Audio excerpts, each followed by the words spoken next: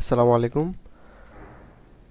আমার এই চ্যানেলের মধ্যে আপনারা প্রত্যেকটা ফোনের যত রকমের হার্ডওয়্যার সলিউশন, সব সলিউশনের বর্ণীয় স্কিমেটিক ডায়াগ্রাম পেয়ে যাবেন। আপনারা আমার চ্যানেলটি সাবস্ক্রাইব করে রাখবেন। প্রত্যেকটা ফোনের Samsung, Vivo, Oppo, Realme, OnePlus যত ধরনের ফোন আছে, আইফোন থেকে নিয়ে সব ধরনের ফোনের প্রত্যেকটা ফোনের হার্ডওয়্যার সলিউশন যতগুলো আছে সব কিছু আমি আমার ইউটিউব চ্যানেলের মধ্যে দিয়ে দিব। এখান থেকে আপনার যে কোনো ধরনের সমস্যার সমাধান এখান থেকে খুঁজে পাবেন। শুধুমাত্র আমার চ্যানেলটা সাবস্ক্রাইব করে রাখবেন। আমি আস্তে আস্তে প্রত্যেকটা ফোনের মডেল দিয়ে আমি প্লেলিস্ট করে রাখবো। ওই প্লেলিস্টের মধ্যে প্রত্যেকটা ফোনের, এই যে আমি এখন ঢুকলাম SM S013, এটা হচ্ছে যে S01 কোর যে ফোনটা আছে স্যামসাংয়ের, ওইটা এই যে এখানে এস সিরিজের যত ফোন আছে সব এখানে দেখাচ্ছে। এখান থেকে হচ্ছে যে আমরা আজকে প্রথম শুরু করছি হচ্ছে স্যামসাংয়ের এস সিরিজ দিয়ে। এস সিরিজের মধ্যে ঢোকার পর আমাদের এই যে প্রথম যে ইয়াটা আছে, আমি এখানে ঢুকবো। ঢোকার পর ওখানে বিটমেট, ডায়োড, ভ্যালু, টেল এগুলো সহ আমি প্রত্যেকটা ফোনের একটা প্লেলিস্ট করব, ফোনের মডেল দিয়ে এবং নাম দিয়ে প্লেলিস্ট করে ওইখানে সব ধরনের যে বিটম্যাপ সহ আমি ডাউনলোড ওইখানে দিয়ে দিব। মোটামুটি বিটম্যাপ তো দেখে বোঝা যাবে না, তারপরেও যতটুকু বোঝা যায় বিটম্যাপের কাজ হচ্ছে ক্লিক করে করে দেখা। তারপর এখান থেকে যতটুকু বোঝা যায় তারপর আমি বিটম্যাপ দিয়ে দিব, তারপর স্কিমেটিক দিয়ে দিব। আমাদের এখানে মূল আসল বিষয় যেটা হচ্ছে এটা হচ্ছে হার্ডওয়্যার সলিউশন। আমরা হার্ডওয়্যার সলিউশনে ঢোকার পর আমরা এখানে ক্যামেরার জন্য আলাদা করে সমাধান পেয়ে যাব, ব্যাক ক্যামেরা, তারপর হচ্ছে চার্জিং ডাটা, তারপর আমাদের কম্পোনেন্ট নেমগুলা, তারপর ফ্রন্ট ক্যামেরার জন্য হ্যান্ডস ফ্রি, তারপর এলসিডি লাইটের, তারপর এলসিডির, মাইক স্পিকারের, নেটওয়ার্কের, অন অফ সুইচের, সিম কার্ডের, তারপর সাববোর্ড জনিত যে সমস্যাগুলো এগুলো পেয়ে যাবো, টাচ স্ক্রিনের, ওয়াইফাই, ব্লুটুথ, জিপিএস যে সমস্যাগুলো, মোটামুটি এই প্রবলেমগুলার এখানে ডায়াগ্রাম যেটা আছে এটা অলরেডি দেওয়া থাকবে। আমি প্লেলিস্ট করে দিয়ে দিব। তাহলে আমাদের আজকে প্রথম শুরু হবে চার্জিং ডাটা দিয়ে। S01 কোরের যে ফোনটা আছে চার্জিং ডাটাতে আমরা ঢুকলাম। ঢোকার পর এই যে চার্জিং ডাটা আসলো এখানে। আচ্ছা, আমাদের যে চার্জিং সমস্যা বা চার্জ হচ্ছে না, চার্জিং এরর, এরকম জনিত সমস্যা, আমাদের প্রথমত হচ্ছে চেক করব আমরা পিনের মধ্যে চার্জিং পিনের সমস্যা থাকার কারণে অনেক সময় চার্জ নেয় না ফোনগুলা। আমরা এরপর চার্জিং পিন চেক করার পর আমরা প্রথমত আসবো এই যে এখানে ভোল্টেজ আসে কিনা দেখবো এই ক্যাপাসিটরে। এই ক্যাপাসিটর এটা হচ্ছে ওবিপিআইসি, এই যে এটা ওবিপিআইসি, ওভার ভোল্টেজ প্রোটেকশন আইসি। এই 5 ভোল্ট ঢুকবে ওবিপিআইসিতে, এরপর আবার এখান থেকে ওবিপিআইসি আবার 5 ভোল্ট আউট করবে।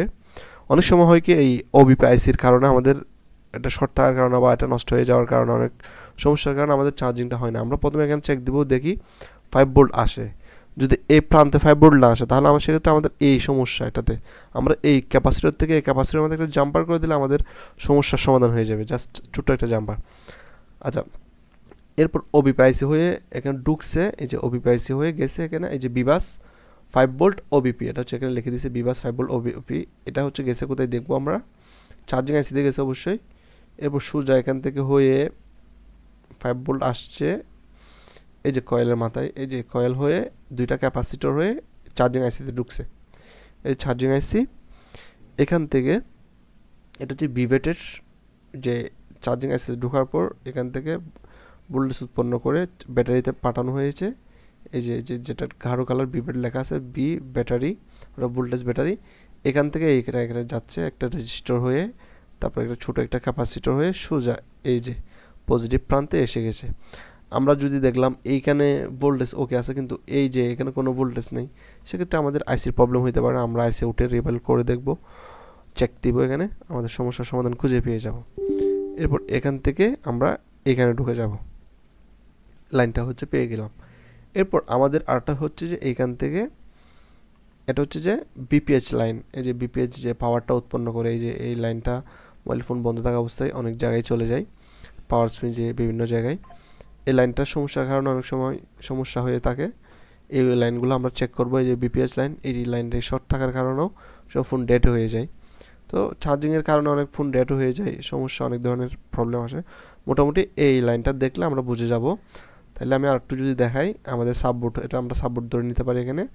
এখান থেকে হয়ে ক্যাপাসিটর হয়ে সোজা এখানে উপরে চলে আসছে মাদারবোর্ড অপর প্রান্তে গিয়ে আমরা এই যে কয়েলের মধ্যে আমরা 5 ভোল্ট পাবো, এখানে 5 ভোল্ট পাবো। যদি এখানে 5 ভোল্ট না পাই তাহলে সেক্ষেত্রে আমরা এখান থেকে এখানে জাম্পার করে দিয়ে দেখব, কাজ হয়ে যাবে। ছোট্ট একটা জাম্পার। তবে এখান থেকে শুরু করে আমরা এখানে চেক দিয়ে দেখব। এরপরে এখানে ব্যাটারি লাইন, এটা হচ্ছে চার্জ হওয়ার জন্য। এবার হচ্ছে বিপিএইচ লাইন, এই যে একটা কয়েল হয়ে বিপিএইচ, এটা বিপিএইচ লাইন এখান থেকে আউট করে ওইদিকে পাস করে দিয়েছে এবং একটা ভোল্টেজ ও আবার আইসির মধ্যে নিছে। এ হচ্ছে আর এগুলো হচ্ছে data plus negative positive data, এই যে থেকে আসলো, যেটা আমরা ফোনকে ইউএসবি মোডে কানেক্ট করার পর এখান থেকে ডাটা মাইনাস প্লাস এই লাইনটা সরাসরি এখানে ঢুকলো। এখানে ঢোকার পর এই যে এখানে ঢোকার পর হচ্ছে যে চার্জিং আইসি হয়ে এখানে আসছে। এখানে আসার পর এই যে এখানে ঢুকছে, এটা হচ্ছে সিপিইউতে ঢুকছে। এ হচ্ছে কাজ। এই লাইনগুলো সমস্যা থাকলে চার্জিং এরর, চার্জিং স্লো, এই সমস্যা হতে পারে। এবং কি এটা হচ্ছে ডাটা প্লাস নেগেটিভ, যে আমাদের ইউএসবি কানেকশন যেটা আছে এই কানেকশনের কারণে অনেক সময় কানেকশন পায় না। এই লাইনগুলো আমরা চেক দিলে তখন আমরা এখানে সমাধান পেয়ে যাব। আজকে এ পর্যন্ত আমাদের হার্ডওয়্যার সলিউশনের চার্জিং ডাটা এবং প্রত্যেকটা সমস্যার সমাধান আমি প্লে লিস্ট করে রাখবো। যে কোনো সময়, যে কোনো কাজের সময় আপনাদের যদি বোর্ড স্কিমেটিক না থাকে আমার চ্যানেল থেকে আপনারা সমাধানগুলো দেখতে পারবেন। সাবস্ক্রাইব করে রাখবেন। ধন্যবাদ।